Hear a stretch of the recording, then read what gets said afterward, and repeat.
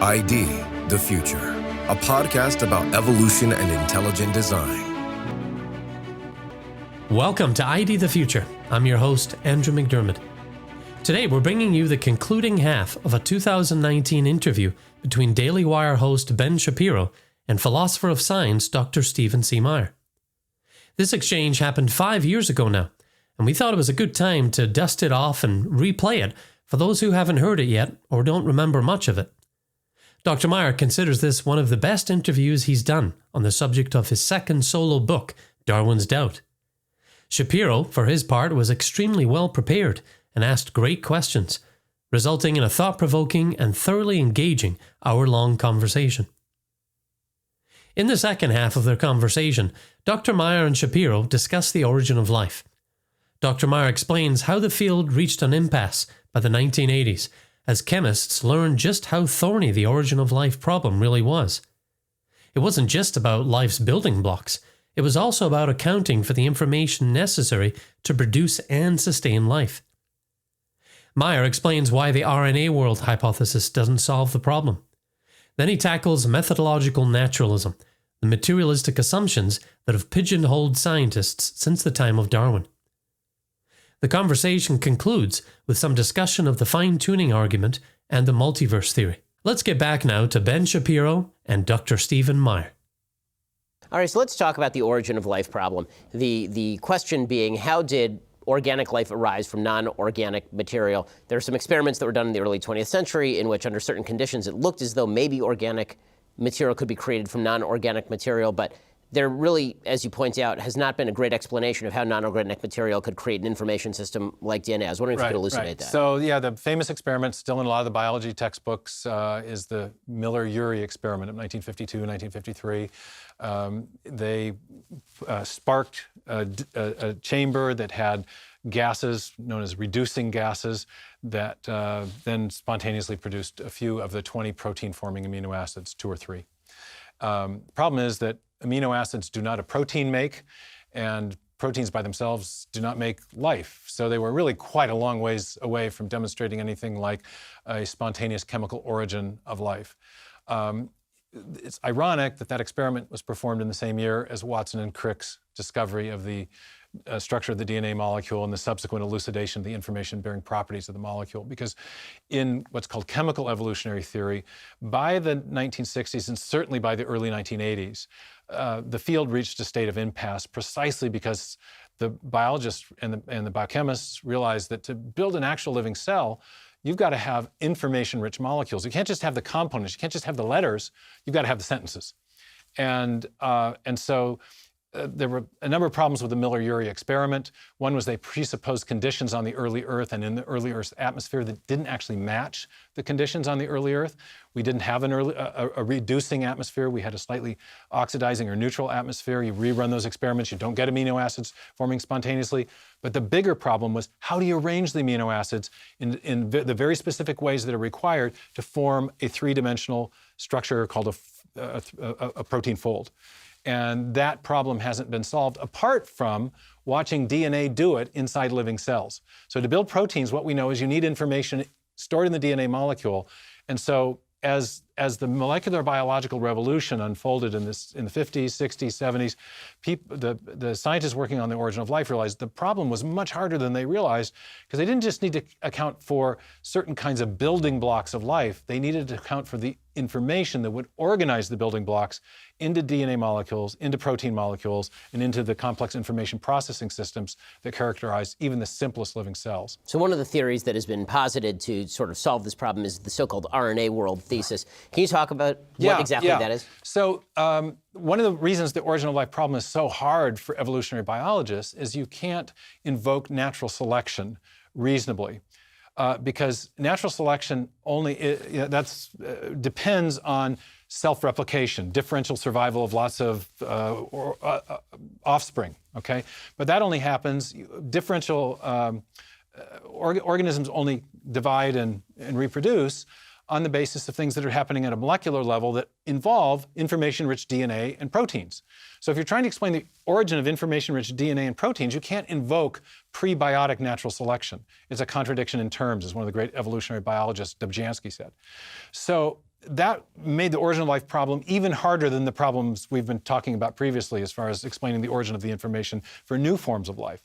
But one theory that attempted to get around that is called the RNA world, and it was based on the observation that some RNA molecules can perform two functions at once. They can perform the function of information storage, like DNA, but they can also catalyze certain reactions, like proteins. Proteins catalyze at much faster rates than would otherwise occur really crucial biochemical reactions that are crucial to metabolism. So if RNA could do both, the thought was, then maybe life started with an RNA molecule that could copy itself, that could get natural selection going at a molecular level before you had life. Problem has turned out again to be an information problem. So we've done experiments on RNA. It's turned out that people have, they call them ribozyme engineering experiments. And the name is apt because it is a lot of intelligent design. It's a lot of engineering. But people have tried to engineer RNA molecules by arranging the sequence of bases. RNA, like DNA, has these bases that carry information. And they've arranged the bases very specifically to try to build RNA molecules that would copy themselves to get a self-replicating system going, which would get natural selection going. Problem is, number one, we have been able to design some RNA molecules that will copy about 10% of themselves, but only if the bases are very specifically arranged, which means that to get a self-replicating system going, you got to have information. And where is the information coming from? It's coming from the intelligent biochemist who's doing the ribozyme engineering. So what's actually being simulated in these simulations is the need, we argue, for intelligent design. The RNA world doesn't eliminate or doesn't refute the intelligent design argument based on information. It actually demonstrates or illustrates the need for intelligent design. And so I don't think it really solves the problem unless RNA world people are saying, well, that's where the intelligent designer input the information in the first place. Okay, so it seems like the biggest blowback that you've gotten, obviously, in terms of intelligent design is the term intelligent design, because it seems like most of the critiques that you've made of neo-Darwinism are fairly well accepted. Is that accurate? Increasingly so. In 2016, a number of us attended a conference at the Royal Society of London in, obviously London, and it was a group of leading evolutionary biologists called the meeting to address new trends in evolutionary biology, they called it. It was an innocuous way of saying neo-Darwinism is dead, and we need a new theory. The first talk at the conference was by a leading Austrian evolutionary biologist named Gerd Müller, who enumerated 5 what he called explanatory deficits of neo-Darwinism. Elsewhere, he's written that neo-Darwinism has no theory of the generative, by which he means it explains the small-scale variations very well, like the Galapagos finches, but it doesn't explain the origin of major innovations in the history of life. And so many evolutionary biologists are now, there's an aphorism that's afoot. It's mutation and selection explain the survival, but not the arrival of the fittest. The problem is the main mechanism of evolutionary change doesn't seem to have significant creative power. And that's the problem, I think, increasingly being recognized. And as a result of that, many people within evolutionary biology are looking for new mechanisms, calling for the formulation of a new theory. And that's kind of striking. It's an astounding admission when you think about how the theory is presented through the textbooks, with science popularizers, the new atheists, the public spokesman for science, the National Center for Science Education, or the National Academy of Sciences. When they talk about evolution, it's a fact. Richard Dawkins has said that if you find someone who questions it, they're either stupid, wicked, or insane. But the reality on the ground, or rather in the peer-reviewed literature within evolutionary biology, is very different. There's a recognition that the fundamental problems haven't been solved, and one of which is, Müller acknowledged, the problem of the origin of biological form. When I saw that, it's in a table in a book that he's written with another evolutionary biologist, as a list of unsolved problems, one of which they list the origin of biological form. I was stunned. That's 2003, MIT Press. That was the very problem that Darwin was supposed to have solved in 1859, and it's now an open question. Well, with that said, it seems like for a lot of folks like Dawkins, it's not about the God of the gaps, it's about the Darwinism of the gaps. The idea that eventually we're going to figure out that Darwinism still holds in these circumstances where it appears not to hold. Is that accurate, or does he have a theory for how to fix these problems? There's a very good explanation for that in the sociology and philosophy of science. The assumption is we have to have a materialistic explanation.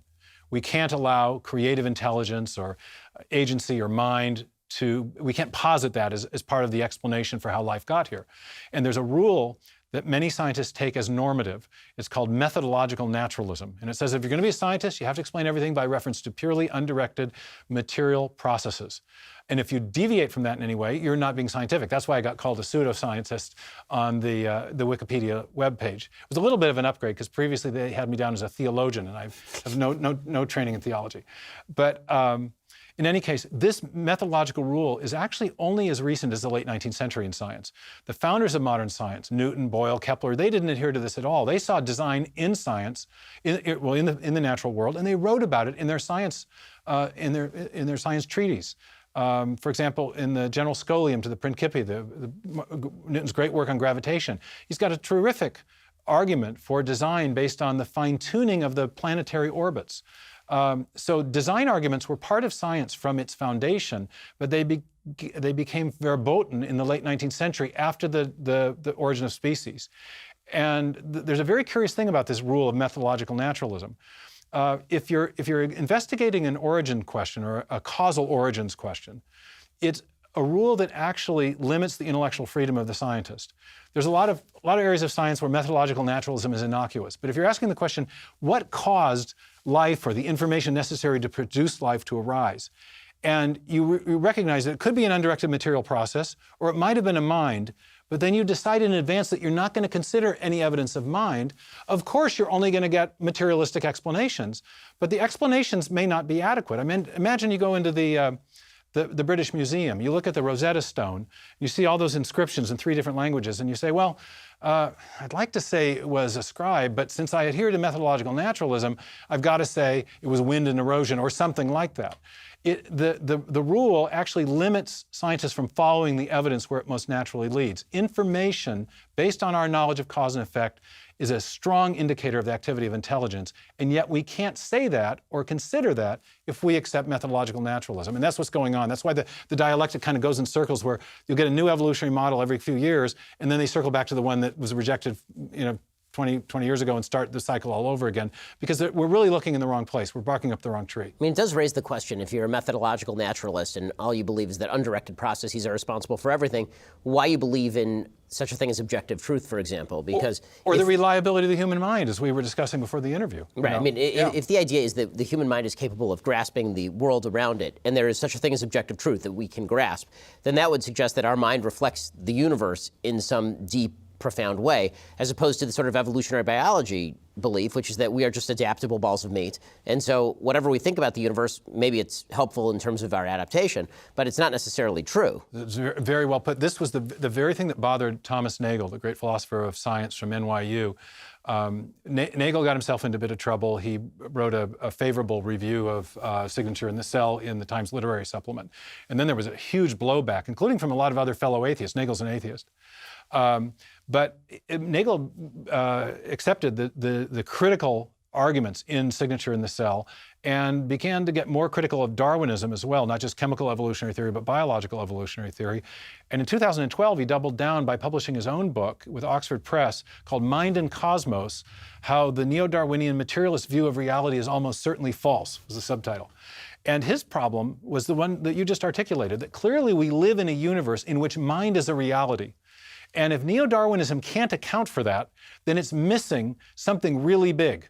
So it's an inadequate explanation for something we observe all the time, which is the activity of minds. I see it in our conversation. I know I have a mind by my own introspective experience.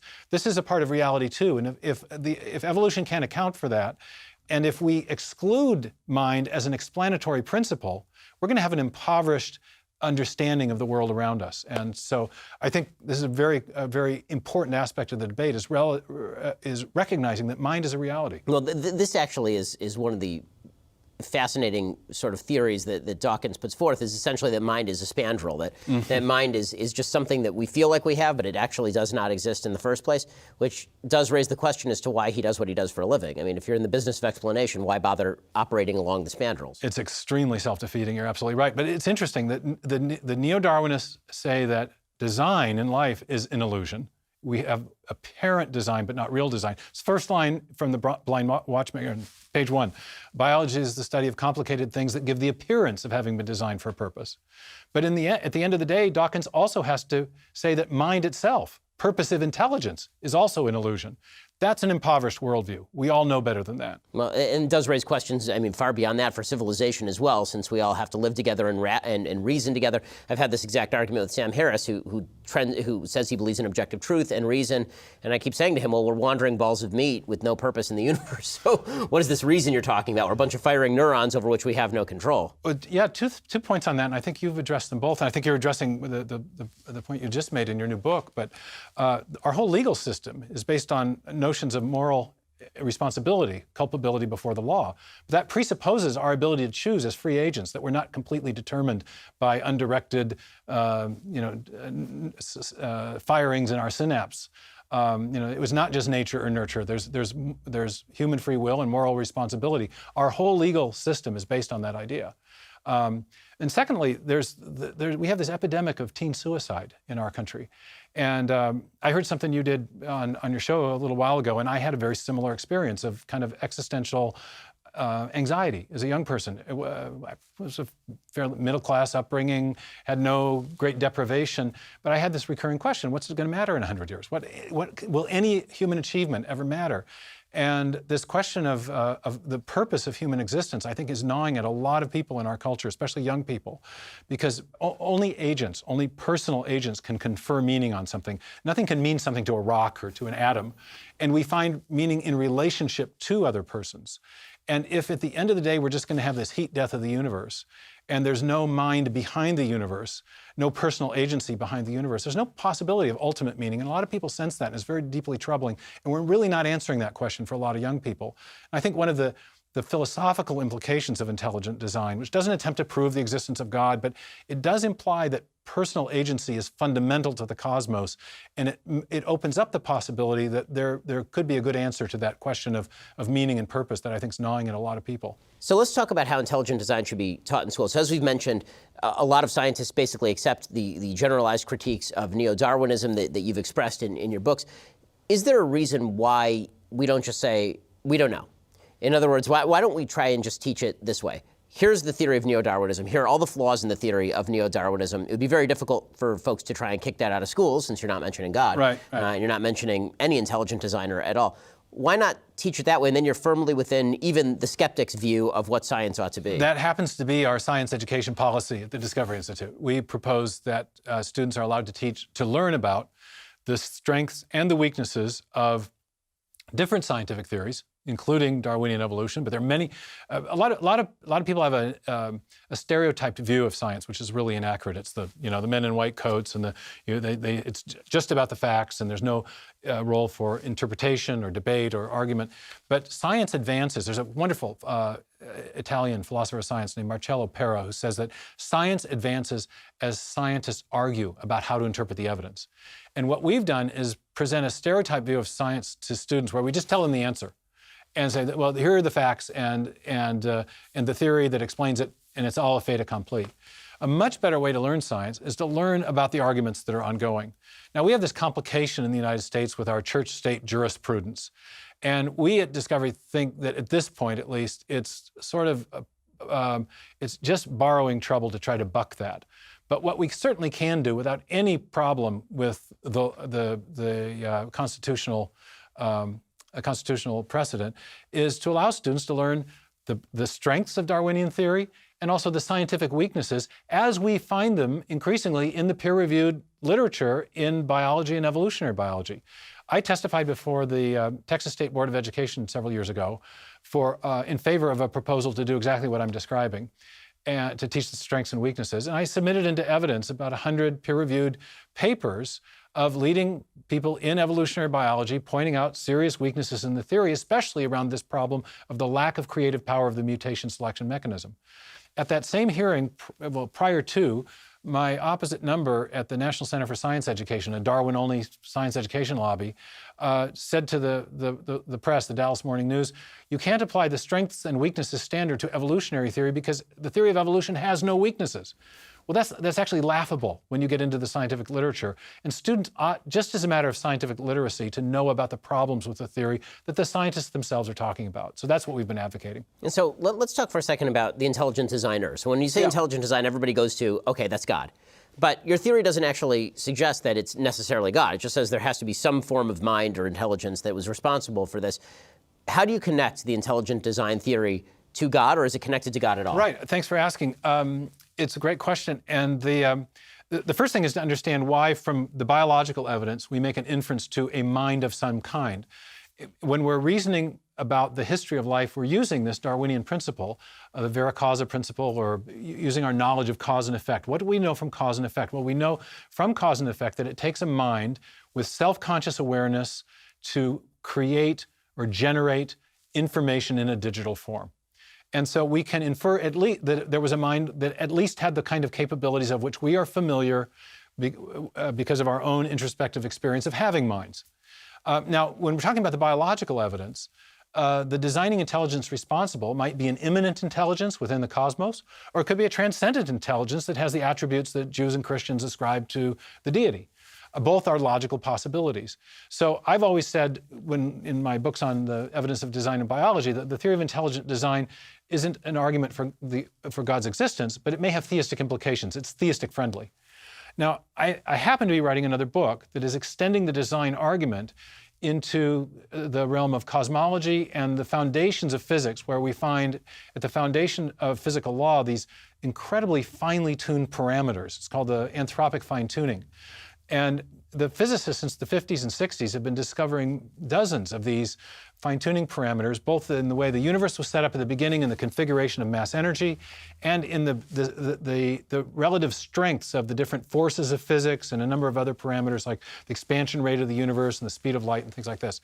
And it turns out we live in what they call a Goldilocks universe, that the forces are not too strong, not too weak, the expansion rate not too fast, not too slow, the arrangement of the mass energy just right at the beginning.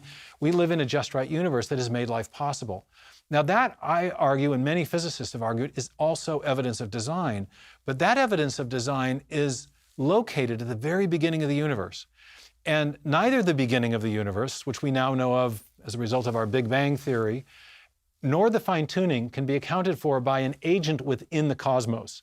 Clearly, no space alien or immanent intelligence could be responsible for the laws of physics and the fine-tuning of all those laws that make its very life possible. Nor could such an agent be responsible for the origin of the universe itself. So I think when you bring that other evidence into the picture, I think you can make a very strong theistic design argument. And in my next book, which is going to be called The Return of the God Hypothesis, I look at how theism, as opposed to other competing metaphysical hypotheses, such as pantheism or materialism or deism, best explains that ensemble of evidence from biology, physics, and cosmology. So I do think you can make a theistic argument, not a proof for God's existence, but again, an inference to the best explanation of this ensemble of evidence we have about biological and cosmological origins. Now, is there an easy way out for folks when it comes to the fine-tuning argument or to the information argument by simply saying that there is no such actual distinction between meaningful information and Shannon information? There's no such distinction between fine-tuning and non-fine-tuning, except that we're here to see it. In other words, if the only thing that distinguishes an information-rich segment of text from a non-information-rich segment of text is the fact that we speak English. So if there's a bunch of letters and we can read them, then we think that they're meaningful. If there's a bunch of letters and we can't read them, we think that they're not meaningful. So in other words, are we reverse projecting mind onto a universe simply because we're here to perceive it? Well, no, because we do objectively recognize meaning and function. There is a possibility of false negative judgments. We might see a string of characters and not know the symbol convention, and therefore conclude that that string is just random or complex without being specified. But when we make a qualitative judgment of specificity of arrangement, when we see that the arrangement of characters is necessary to perform an independently observable function, that's a kind of information that is real and is something that we know is only associated with the causal activity of intelligent agents. So no biologist really, when you get down to it, wants to say, well, the sequence of characters in the DNA, the A's, C's, and G's in the DNA molecule, the arrangement doesn't matter for building proteins, because all we have to do is change the arrangement and see that the protein unfolds and doesn't catalyze a reaction. There's a real objective way of recognizing function in biology, just as there is in human language. So I think this qualitative in the information sciences, there's a distinction between specified or functional information on the one hand and mere complexity or randomness or Shannon information on the other. And that's a real distinction, and it underwrites the whole case for intelligent design. You're right. Okay, so the countervailing case for a lot of this stuff is the theory of multiple universes. I was hoping you would ask about that. People essentially saying that we are a bubble universe that is on a bunch of other bubbles, and that there are an infinite number of universes. So all of the probabilistic arguments that you make in favor of the chain of life and the creation of life, none of this matters in the end because there are a bajillion universes. Right. And we just happen to be one of them. We just happen to be the lucky ones. Exactly. And they call it the observer selection effect. We think we're special because all the conditions that are necessary for our existence are so incredibly improbable. But in fact, some universe somewhere had to arise that produced organisms such as ourselves, conscious, aware, conscious and intelligent agents indeed. But there's a problem with this whole approach. Many problems, in fact, and you might imagine in this new book that I'm doing, I'm writing quite a lot about the multiverse and critique of it. But let me give you the most important problem, and that is that multiverse itself requires prior fine-tuning. The multiverse hypothesis presupposes prior fine-tuning. Here's the problem. If you have all these different universes out there, a gabillion of them, if the universes aren't in some way connected, then what happens in one universe has no material effect on events in another universe. So the fact that there may be a gabillion other universes out there, if they're disconnected, doesn't change anything in our universe, including the probabilities of our being here.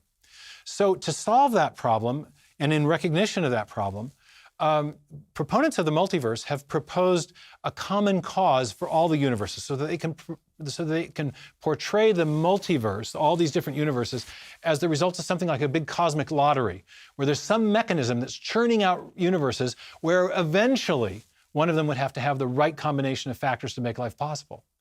Now, the problem, though, is that in all the universe-generating mechanisms that have been proposed, there is prior fine-tuning. There's something called inflationary cosmology, and and there's something called the string theoretic landscape. So there's a string theory version of the multiverse, and there's an inflationary cosmology version. And in both cases, there has to be exquisite fine-tuning for the universe-generating mechanism to actually produce multiple universes. So the problem of the origin of the fine-tuning has just been pushed back one generation. One of my philosopher physics colleagues, Robin Collins, uses an illustration like this. He says, so imagine you have some chef presents a beautiful loaf of bread to you, and you say, oh, chef, I'd like to compliment your skill as a chef, but I know you didn't actually design the recipe. It was a bread-making machine. There was no design in this. There was just a bread-making machine that produced the bread.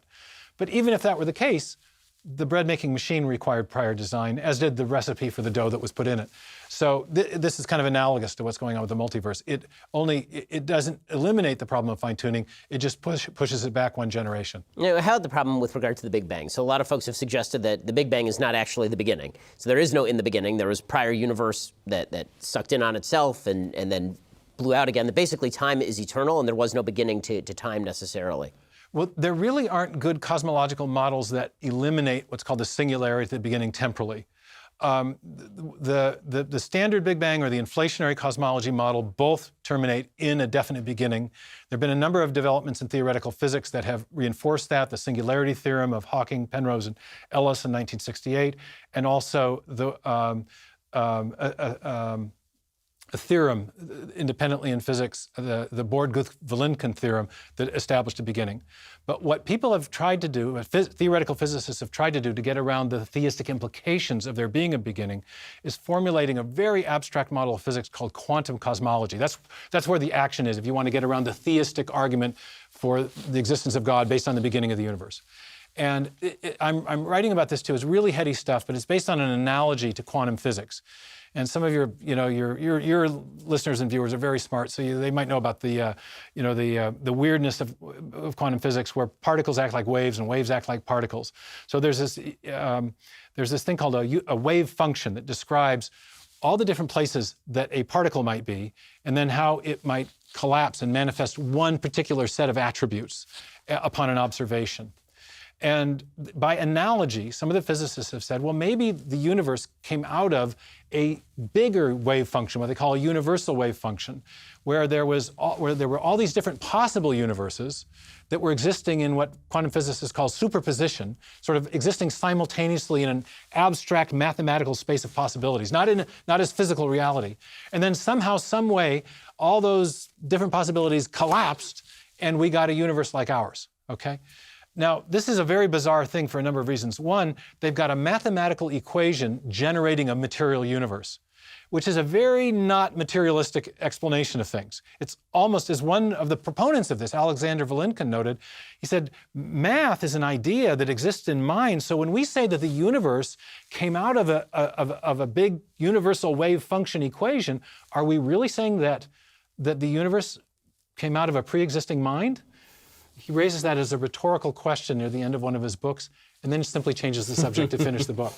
The other crazy thing is that to get that mathematical equation that might explain our universe, you have to solve a prior mathematical equation, and you can't do that without an input of information which comes from the theoretical physicists. So like in those origin of life experiments, they're actually modeling the need for a mind to generate information. And you get this weird conclusion, in the beginning was the Word. You know? So it's very strange. The attempt to get around the theistic implications of the Big Bang have generated other models which themselves have implications that are very theistic. Okay, so in just 1 second, I'm going to ask you a final question. I'm going to ask about your own religious background and where you come from religiously. If you want to hear Stephen Meyer's answer, you have to be a Daily Wire subscriber. To subscribe, go over to dailywire.com, click subscribe, and you can hear the end of our conversation there. Well, the book is Darwin's Doubt. The author is Stephen Meyer. Stephen, thanks so much for stopping by. I really appreciate it. Yeah, we covered a lot. Thank you.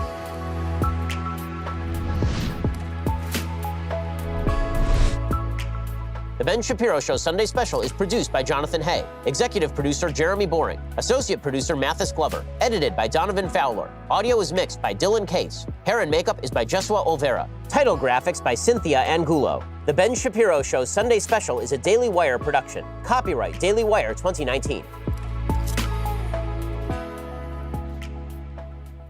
That was Dr. Stephen Meyer and Ben Shapiro in a 2019 interview about intelligent design and Dr. Meyer's book, Darwin's Doubt. If you missed the first half of this interview, be sure to go back to the previous episode and catch it. And if you haven't read Darwin's Doubt yet, now is a good time. Learn more about it and order a copy at darwinsdoubt.com. That's darwinsdoubt.com. We're grateful to Daily Wire and the producers of the Ben Shapiro Sunday Special for permission to share this interview at ID The Future. Find more episodes of the Ben Shapiro Sunday Special at dailywire.com. Visit us at idthefuture.com and intelligentdesign.org. This program is copyright Discovery Institute and recorded by its Center for Science and Culture.